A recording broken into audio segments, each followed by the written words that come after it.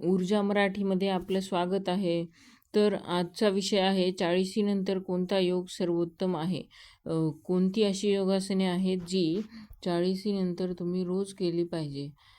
त्याआधी त्याचे फायदे बघूया. शरीराला लवचिकता आणि मजबूत बनवते, हाडे आणि सांधे निरोगी ठेवते, तणाव, चिंता, निद्रानाश उपयुक्त, रक्तदाब, मधुमेह, वजन नियंत्रित करण्यास मदत, रोगप्रतिकारशक्ती वाढते, मानसिक शांती आणि आत्मविश्वास वाढतो.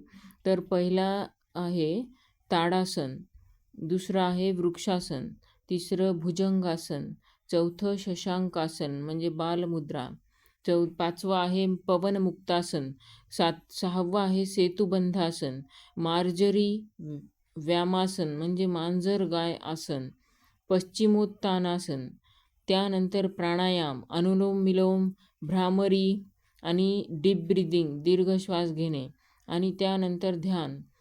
हे असे काही व्यायाम प्रकार आहेत ज्यामुळे तुम्हाला निरोगी राहता येईल आणि तुमच्या शरीरामध्ये लवचिकता पण येईल.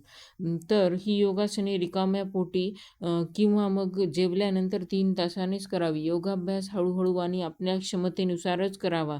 योगाभ्यास करताना आपल्या श्वासाकडे लक्ष द्यावे. कोणतेही वेदना आणि आजार जाणवल्यास डॉक्टरांचा सल्ला घ्यावा.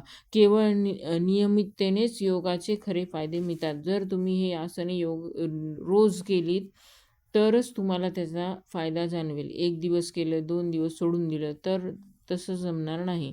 रोज केल्यानेच योगाचे सगळे फायदे मिळू शकतात. तर नक्की योगासने करा आणि निरोगी राहा. निरोगी जीवनशैली आत्मसात करा. धन्यवाद. तुमचा दिवस चांगला जाओ. भेटूयात अशा नवनवीन व्हिडिओसोबत. तोपर्यंत ऊर्जा मराठीला सबस्क्राईब करा.